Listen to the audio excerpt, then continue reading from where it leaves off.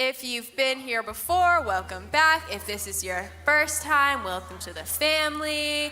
So excited you guys are here. I'm pumped and ready for worship. Make your way up to the front. Wow, who's this? Who's this stranger? Wow, is this the Sierra? Wow. Welcome back. If you guys don't know, this is Sierra. She used to worship with us. Now she's back, and we're super excited. Over here we have Kaden, who's a student here. Woo! And of course, we have Lizzie on keys, who's amazing. And back here we've got Larry. Everyone say hi.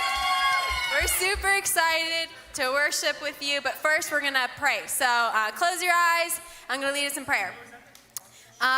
Heavenly Father, thank you so much for this time where we get to gather just in joy, because you have shown us such grace and such love throughout the week, Lord, and now we just get to be together and celebrate that, Lord, through song and dance, Lord. So I pray that tonight we just leave everything out there without fear of embarrassment or shame, Lord, because we know that worship is between you and us and nothing else, Lord.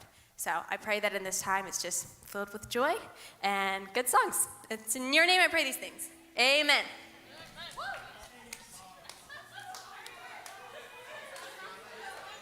Every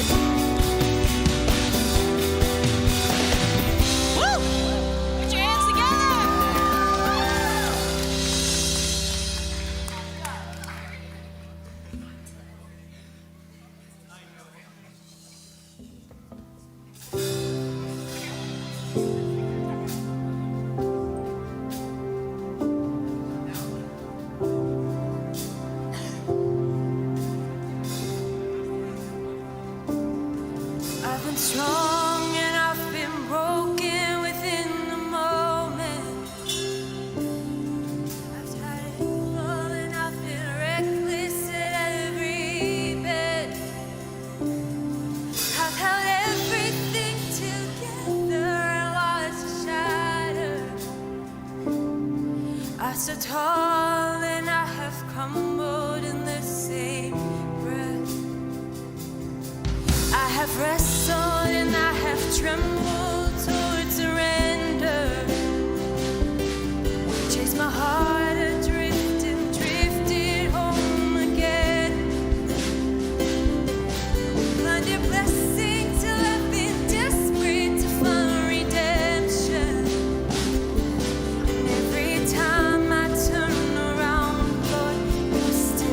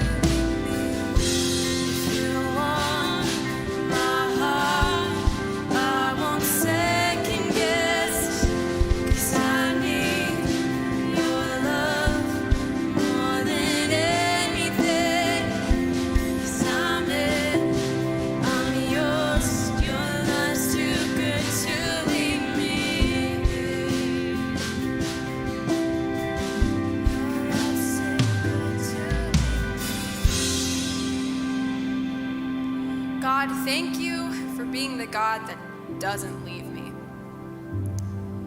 So often in life we see relationships go away, we see just brokenness around us, Lord, because someone chose to walk away. They decided that that relationship was just not one they wanted to endure, Lord. And I know that I'm a difficult person to have a relationship with, especially when I know that I'm directly hurting you. Even though in life I may hurt others, God, I know that when I sin, that is me inflicting pain on you. God, and I don't spend enough time saying I'm sorry for that. And yet you still stay. And that's something I'll never understand, Lord, but tonight, right now, I'm extremely grateful for it, Lord. Because I couldn't live day to day if that wasn't true. So I thank you for pursuing me, for loving me, God. And I pray that that love it doesn't stay with me, Lord, but that it flows through me so I can share your love with everyone else. Not my love, because my love has its limits, Lord, but your love. Your love that doesn't leave us. Your love that casts off our sin into the sea, which you tell us in Micah, Lord. I thank you that that's the God that you are. I pray that tonight, as we enter our sermon and into our small groups, Lord, that we're reminded that you're the God that doesn't walk away. You're the God that stays. And I thank you for that friendship. And it's in your name I pray these things. Amen.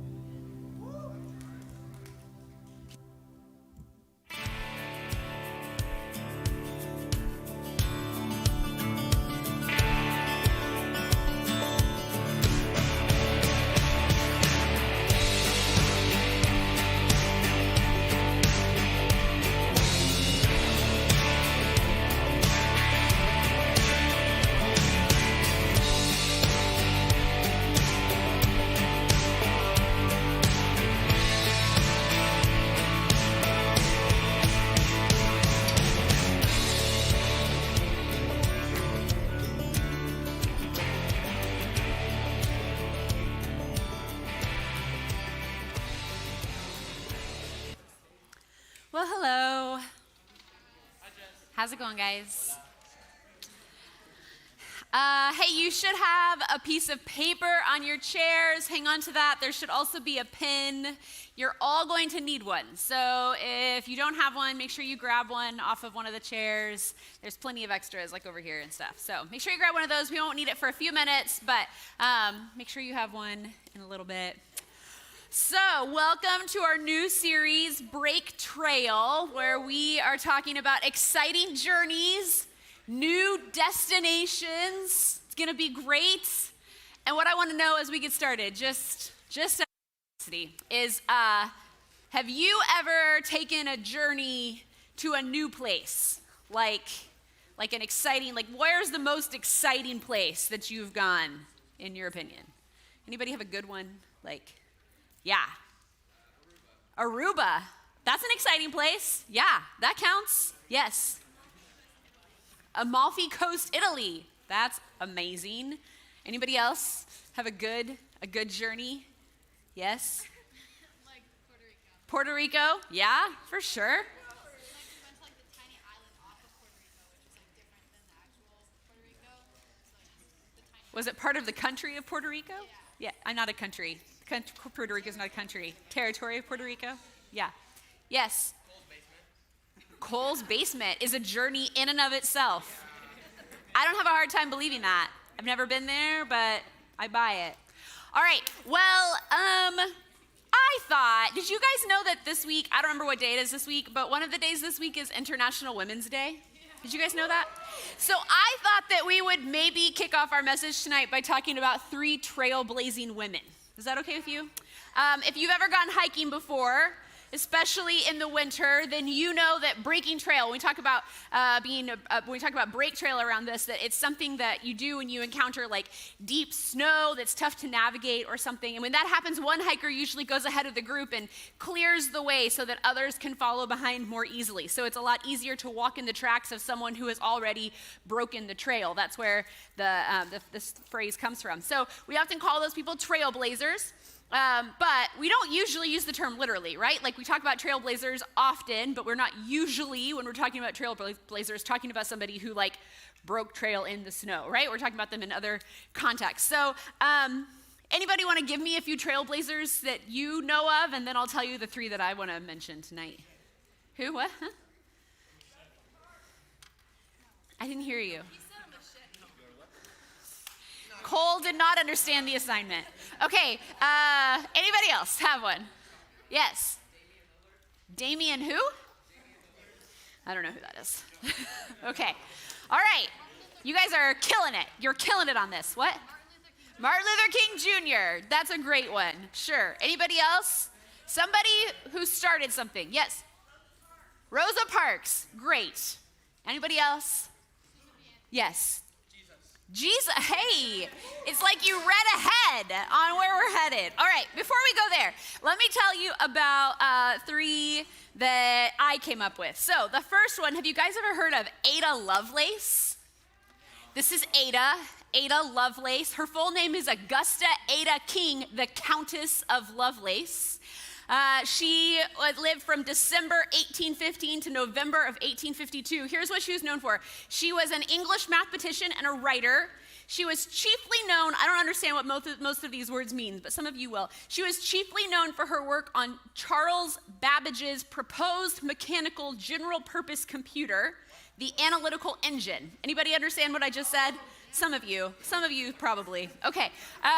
She was the first, here's how she blazed trail. She was the first to recognize that the machine had applications beyond pure calculation and to have published the first algorithm intended to be carried out by such a machine. As a result, she is often regarded as the first computer programmer.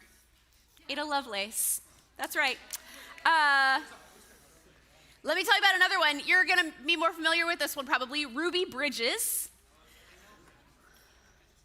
We have Ruby Bridges as a little girl, and then Ruby Bridges like in 2020. So she's still alive. Do you guys know that she's still alive? Hopefully you do. So Ruby was the first African-American student to attend a formally all-white school in Louisiana. The Supreme Court required schools to desegregate in 1954, but most schools pretty much just ignored that decision. So in 1960, 6 years after the Supreme Court's ruling, Ruby was escorted to school while angry protesters stood on the sidelines. She was like in kindergarten when this happened. She was like a little girl. You've maybe seen the pictures of this, of little Ruby Bridges being escorted by U.S. Marshals into the front doors of her schoolhouse, where she was the first African-American student to desegregate an all-white elementary school. So she was the first person to set a new precedent for education in the United States. So she was a trailblazer. And then I have one more for you that you probably didn't see coming. You probably didn't expect this one, but Rihanna is a trailblazer. And this is the picture I put up because while you probably know her as an artist who certainly has broken some trails with her style of music, in 2017, Rihanna launched a makeup line called Fenty Beauty. And her makeup line was the first to cover an extensive range of shades and diverse model representation. Her makeup line was named one of Time's 25 best inventions of 2017. Her makeup line, one of Time Magazine's best inventions of 2017. Rihanna broke the trail and made it more common for other companies to represent a more diverse audience. You guys know that prior to that there was mostly only makeup for white people, basically. And there was very limited shades for people who did not have complexions that looked like mine. And so Rihanna was one of the first ones to make makeup available to a much broader shades of skin, right? So that's kind of cool. So for the next few weeks, we are going to talk about some heroic trailblazers, but more than anyone else, we're going to talk about a leader named Justin. Jesus. Good job. So Jesus Jesus blazed trails through his birth, his life, his teachings, his death, and of course, as we are kind of marching our way towards Easter here, his resurrection. So we're going to talk about some of the ways that Jesus blazed trails for you and for me. So the story we're going to talk about tonight, there's a lot of ways that Jesus broke new ground. He made a way for us to forever change the way that we saw God and others in a few key areas. But this one was a really big one. Jesus gave us a new way to see failure, both our failure and other people's failures. I want to tell you a story about a time that someone kind of let me down, that they, betrayal is maybe a strong word, but I think as I go through the story, you are probably going to have some strong reactions to it. So I know we're like done with Sex February, but the reality is this is a dating story. So when I was out of college. I was an adult when this happened. And I had not long ago broken up with a boyfriend that I had been with for a couple of years and had started going out with this other guy. And I'm not going to tell you his name because it doesn't matter. But I started going out with this other guy, and we dated for like a month. Okay, so not very long. But if we're being honest, I was not ready after a very long relationship that I had been in with my college boyfriend that we'd broken up. Probably not ready to jump into a new relationship quite as quickly as I did, but I did it anyway. And I was still pretty brokenhearted, and so I went fast for him. I was like all in on this relationship from like the jump, and was mostly looking for a way to like ignore the pain of my broken heart, right? So we only dated for like a month. It really was not that long. But for me, it felt very important and very significant that we had dated. And then we stopped dating, and he was like, I feel like we would be better as friends, so let's do that instead. And guys, that doesn't work. You're not supposed to do that. But I still liked him, right? Like I was still interested in him, so I thought, okay, we'll be friends for a while, and then maybe we'll get back together because we're friends, right? Like that was the way that it was working in my mind. So we still hung out for a while. And let's see, we dated in like right around St. Patrick's Day. So by St. Patrick's, no. It was like January. It was the end of January to like the end of February. And a few months later in like August, I went to a party at a friend's house.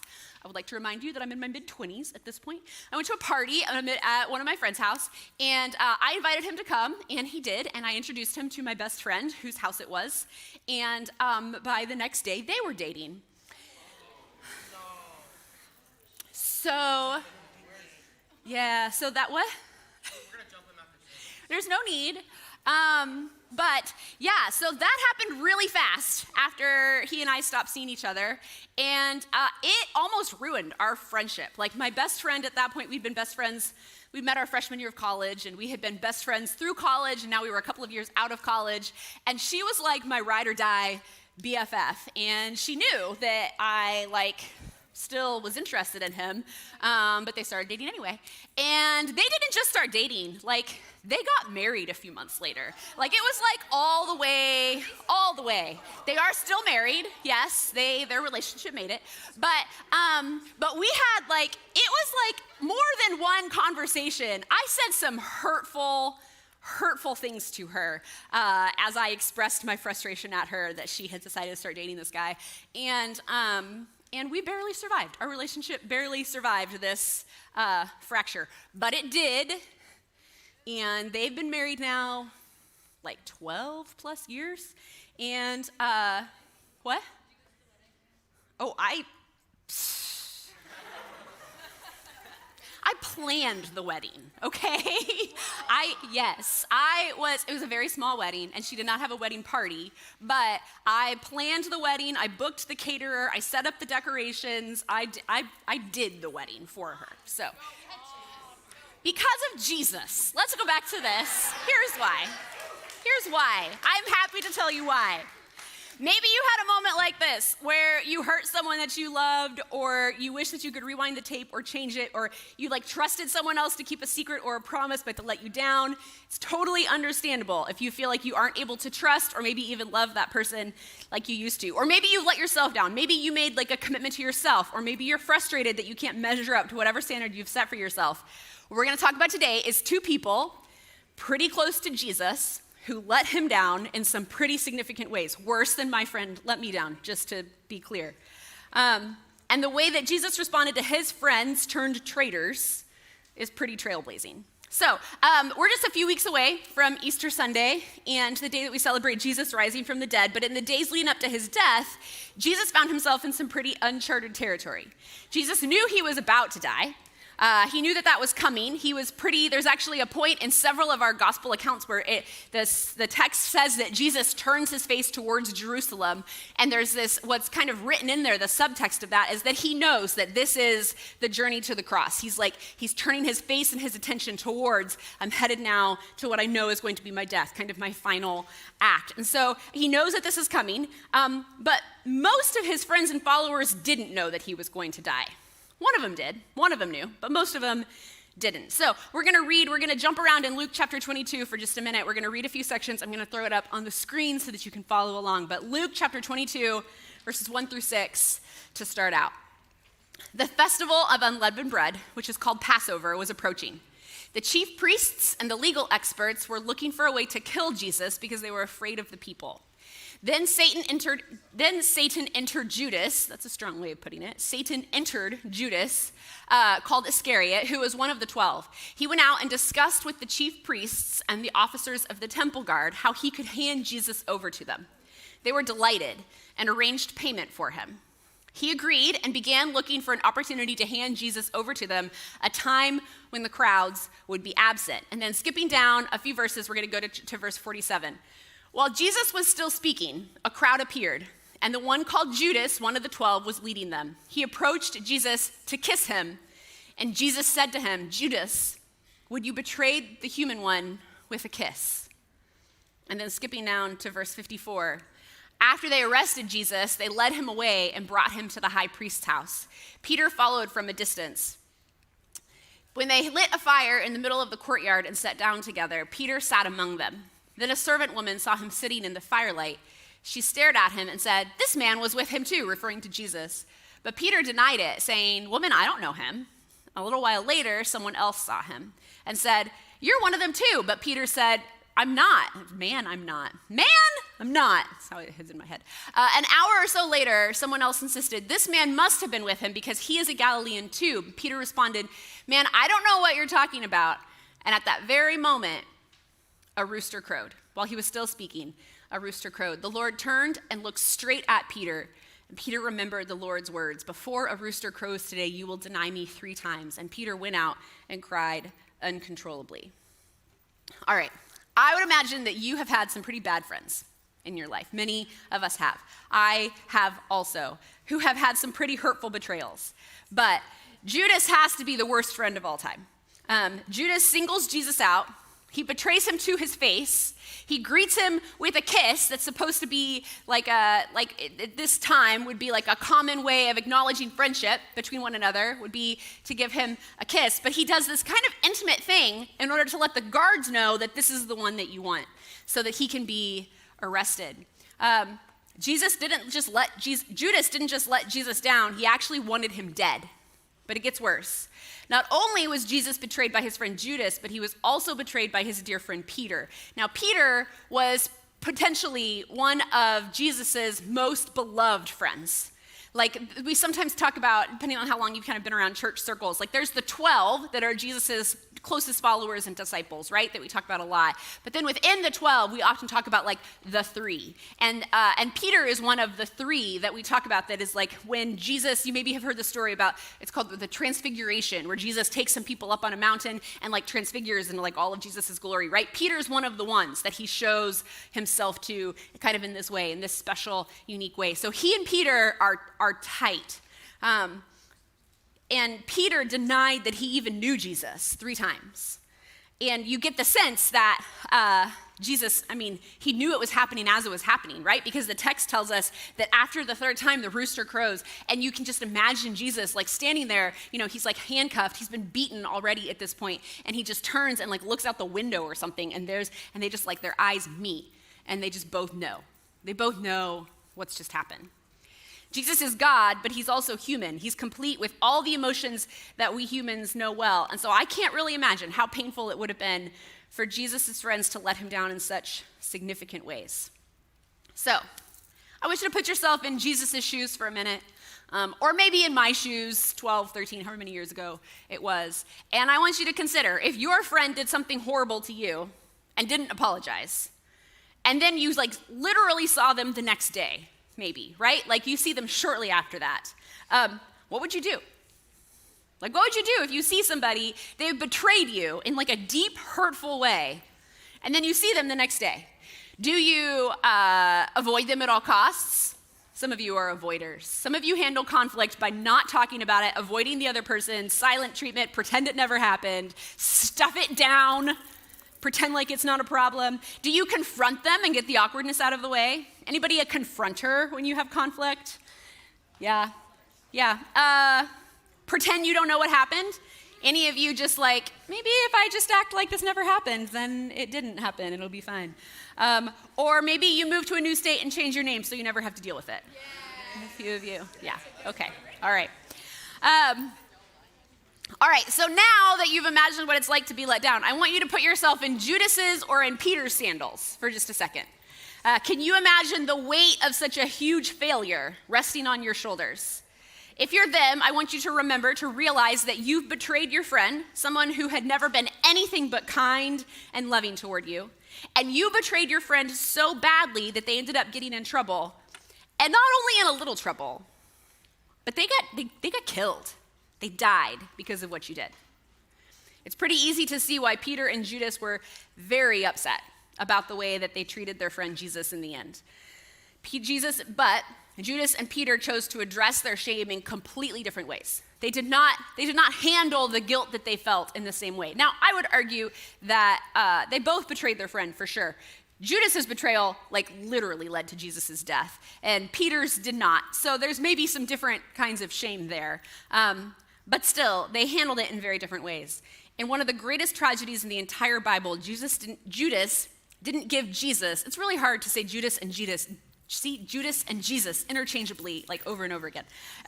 In one of the greatest tragedies in the Bible, Judas didn't give Jesus time to forgive him. Instead, Judas tragically chooses to end his own life shortly after Jesus' death. Judas was so overcome with grief and guilt that he forgot what Jesus was all about. Jesus' life and mission were never about guilt or shame or grief. Jesus was always about grace and love and forgiveness, and Judas never got a chance to experience that. At the same time, Peter was also wrestling with his share of grief and guilt. Even after Jesus rose from the dead, I'm sure Peter thought that he couldn't or wouldn't let him lead anything after his colossal failure. But instead, in one of my favorite stories in the whole Bible, which I think I say every other week, but still, one of my favorite stories, Jesus showed Peter a new path that he could take. And we're going to read it in John chapter 21 all together. So this is after the resurrection, and let me set the stage for you a little bit before we read this part. The guys have all gone back to fishing. You remember that they were fishermen before they were disciples? They were fishermen. A bunch of them were. Peter, in particular, was a fisherman. And so they're all out fishing, and Jesus shows up, resurrected Jesus shows up, and says, hey, come back. I think the John Gospel, I think there might have been some miraculous catch of fish that happens in there somewhere, but the point is that Jesus says, come back and eat breakfast. And so Jesus has like built a little fire on the beach, and he's like frying some fish that have just been caught, and he's got like some bread there, and he's got a little campfire, and he's like making breakfast with his disciples on the beach, and he serves them breakfast, and Peter is among the disciples that Jesus is serving breakfast to. And so they eat this fish, and they're just like hanging out, resurrected Jesus, the resurrected Lord, and all of these regular people just sort of hanging out on the beach early in the morning, and then this happens. When they finished eating, Jesus asked Simon Peter, Simon, son of John, do you love me more than these? And Simon replied, yes, Lord, you know I love you. Jesus said to him, feed my lambs. Jesus asked a second time, Simon, son of John, do you love me? And Simon replied, yes, Lord, you know I love you. And Jesus said to him, take care of my sheep. He asked a third time, Simon, son of John, do you love me? Peter was sad that Jesus had asked him a third time, do you love me? He replied, Lord, you know everything. You know I love you. And Jesus said to him, feed my sheep. Now, if you missed this detail, Simon is somebody whose name gets changed to Simon Peter, so Simon and Peter are the same person, which is potentially confusing if you didn't know that before we read that. But So Jesus didn't give up on Peter, even when fear led Peter to lie about his friendship and loyalty to Jesus. Instead of anger or condemnation, Peter gets forgiveness and he gets grace. Peter ends up doing exactly what Jesus told him to do. He became the leader of the sheep Jesus was talking about, Jesus' followers. Peter goes on to lead the early church, and he's still known by many Christian traditions as the official first leader of the church. The idea is, particularly the Roman Catholic Church, if you were to ask a Roman Catholic who was the very first pope in the Roman Catholic Church, they would tell you Peter, Jesus' disciple. That the idea is that the line of the pope goes all the way back to the very first leader of the church, Peter. So like Peter and Judas, maybe you felt like you've let Jesus down at some point in your life. Maybe you felt like you were never good enough for Jesus to care about you to begin with. But if there's anything that we can learn from Peter and Judas, is that there's nothing that you could do to cause Jesus to love you less. Jesus shows us in this story that even the most extreme betrayal will never change Jesus' perspective or love about you. Peter came to believe what Judas forgot, that while any other friend in the world might not forgive him, Jesus breaks trail. Jesus always forgives. And Jesus didn't give up on his friends, even when they gave up on themselves. And the same is true for you. No matter what you've done, no matter who you are, no matter what you might think about yourself, Jesus never gives up on us. So we're going to do something that is completely different than anything that we would normally do around here. We're going to do something brand new, okay? I want you to get out that piece of paper that I handed you and get out a pen. And we're going to learn together and practice doing something together that for some of you, this might become a really meaningful part of your own kind of spiritual disciplines and spiritual practices. We're going to do something together that's, this is a Latin phrase, it's called Lectio Divina, and I'm going to lead you through it. I'm going to tell you what to do. Don't be intimidated, it's going to be fine. But I want you to grab that paper. So this is Psalm 32 is printed out. You want the Psalm 32 side is where we're going to be. I'll tell you what the other side's about in a minute. And this is a psalm that was written by David. And David had a pretty heavy track record of failing God and other people. He had to ask for forgiveness for some pretty intense things himself at times. And the book of Psalms is full of his confessions to God and his expressions of trust that God would never give up on him. And so I want to take a look as you think about maybe some of the ways that you've possibly let Jesus down in your life. Maybe some things that you're dealing with as we start to work towards Easter and kind of turn our own faces towards Jerusalem. I just want you to kind of meditate on this psalm, and I'm going to tell you a few steps that we're going to do as we meditate on it. So, first, I just need you to get real still, and I need you to take a really deep breath in and a really deep breath out, and just sort of calm your mind, calm your body. We're not going to talk during this time. We're just going to be quiet. You can write whatever you want on this paper. But we're just going to focus on God for a second in just a really intentional way. So this is just between you and God. This isn't about your neighbor. This isn't about the person sitting next to you. And I'm going to ask you to respect that and to not talk to anybody sitting next to you for the next few minutes so that the person sitting next to you can also have an experience that maybe, like if you're talking to them, then they can't have an experience, right? So I want both of you to have one. So we're just going to not talk to one another. We're just going to get really still for a few minutes. I'm going to read the whole psalm out loud, and I just want you to close your eyes and just listen to it. Okay? So everybody just close your eyes, and I'm going to read the whole thing out loud to you. This is Psalm 32. The one whose wrongdoing is forgiven, whose sin is covered over, is truly happy. The one the Lord doesn't consider guilty, in whose spirit there is no dishonesty, that one is truly happy. When I kept quiet, my bones wore out. I was groaning all day long, every day, every night, because your hand was heavy upon me.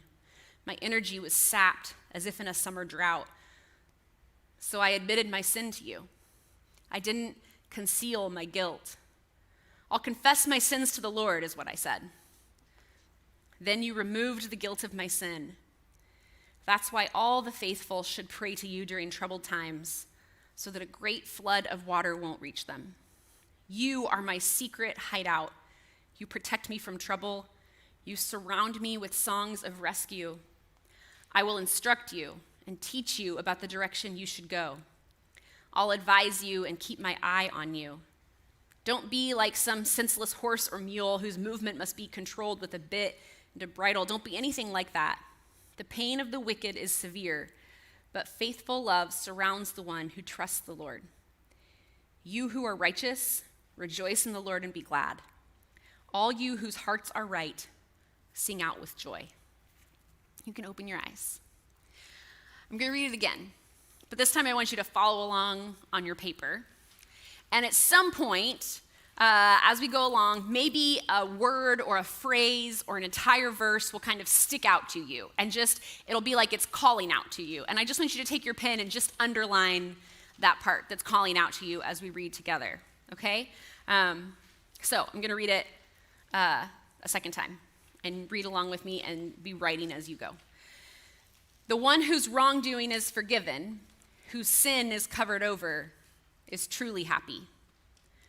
The one the Lord doesn't consider guilty, in whose spirit there is no dishonesty, that one is truly happy. When I kept quiet, my bones wore out. I was groaning all day long, every day, every night, because your hand was heavy upon me. My energy was sapped, as if in a summer drought. So I admitted my sin to you. I didn't conceal my guilt. I'll confess my sins to the Lord, is what I said. Then you removed the guilt of my sin. That's why all the faithful should pray to you during troubled times, so that a great flood of water won't reach them. You are my secret hideout. You protect me from trouble. You surround me with songs of rescue. I will instruct you and teach you about the direction you should go. I'll advise you and keep my eye on you. Don't be like some senseless horse or mule whose movement must be controlled with a bit and a bridle. Don't be anything like that. The pain of the wicked is severe, but faithful love surrounds the one who trusts the Lord. You who are righteous, rejoice in the Lord and be glad. All you whose hearts are right, sing out in joy. So, you've maybe underlined a few things. I want you to look back at your paper, and I want you to just choose the one that, this is the one. This is the one that is speaking to me. I want you to look at it, and I want you to read it over and over in your head for just a minute, and just focus on that one phrase. Circle it if you need to. Have a way on your paper for you to point to, this is the phrase that God is showing me today for whatever reason.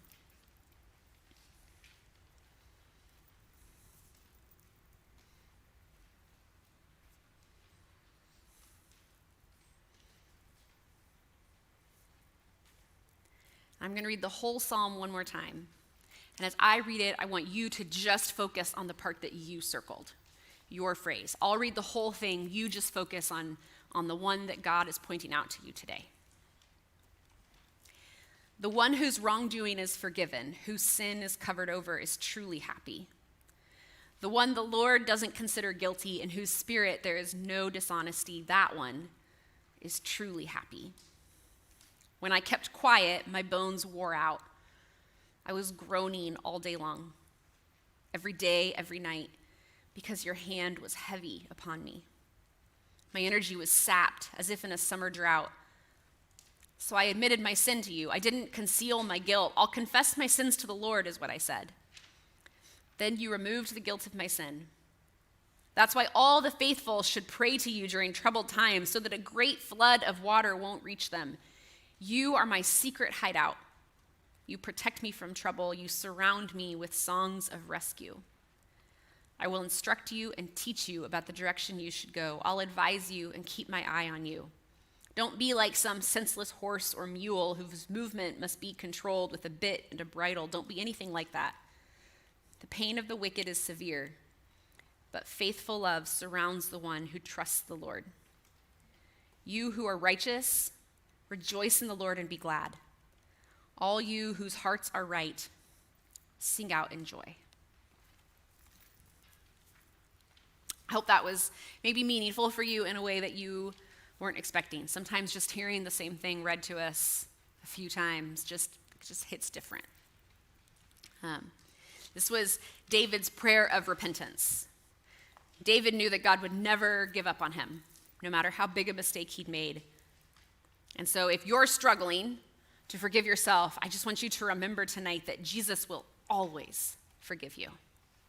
And if you're struggling to forgive someone else, I want you to remember that Jesus shows us the way to show other people grace. Jesus shows us the way to forgive other people. Jesus broke the trail and decided that nothing would ever keep us from being able to follow him. And is there something that you think keeps you from Jesus? This week, give that thing to God so you can better hold on to the truth that no matter what, Jesus never gives up on you. I have one last challenge for you, and that is what's on the other side of your paper, if you want to flip it over. We're going to talk a lot about trails that Jesus blazed for us and how we can follow in his footsteps, but sometimes it helps to process all of this with other people or outside of our normal routines. And so sometime in the next few weeks, or maybe a few times, I want you to take a hike, like literally.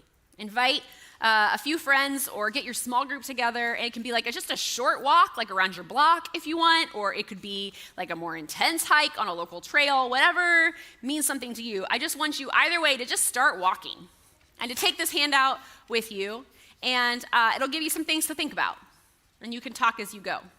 And as you walk, I want you to think about how in your everyday life you can walk more intentionally in the footsteps of Jesus, our trailblazer, who, among so many other things, never gives up on us. So just take this with you, and just sometime, just grab some people and go on a walk. Here's what I have noticed, is that sometimes I can have a more meaningful, maybe even a deeper conversation with somebody if we're not looking right at one another.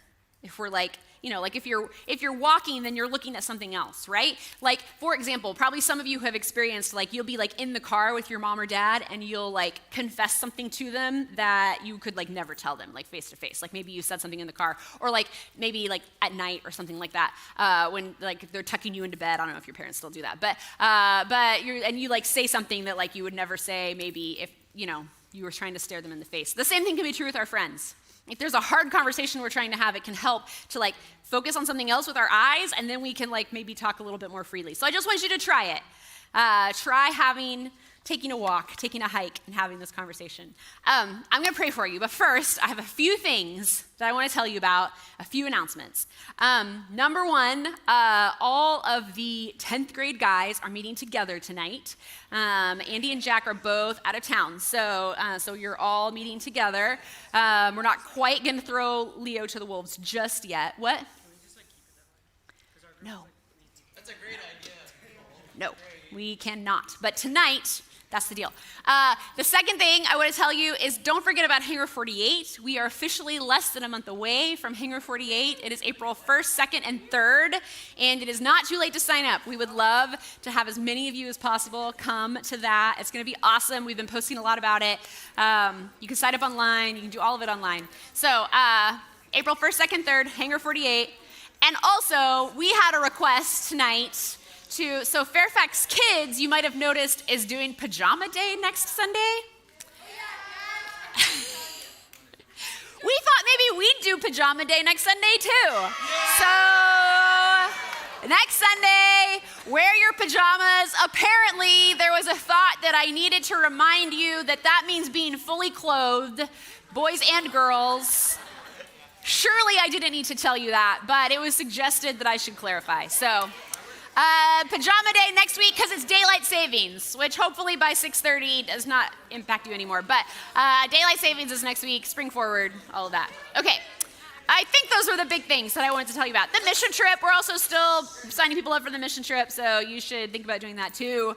We got lots of stuff going on. We're going to have so much fun these next few months. So let me pray for you, and then you can go eat dinner. Gracious God, we are so grateful for Jesus and for the story that we have of the way that he forgives for things that like we would probably never have been able to forgive, for the way that he forgives. It doesn't just forgive, but forgives and restores, forgives and still wants the absolute best for the people who hurt him. God, in our lives, we want to be people who forgive. We want to be people who forgive not just because you tell us to, but people who forgive because we know that that is what's best for us too, that we don't want to carry around the weight of unforgiveness. And God, we know that forgiveness does not always mean reconciliation. It doesn't always mean that that person has to be your buddy anymore. But forgiveness means being free from the hurt that was inflicted on us or on them. So we just ask, that if we need to forgive, that you would help us to do that. If we need to ask for forgiveness, that you would help us to be the first one to take that step and to ask for forgiveness. But God, mostly we just pray that we would be a people who follow you and who believe down to our bones that you never give up on us. We love you, Jesus. In your name we pray. Amen. See you guys next week.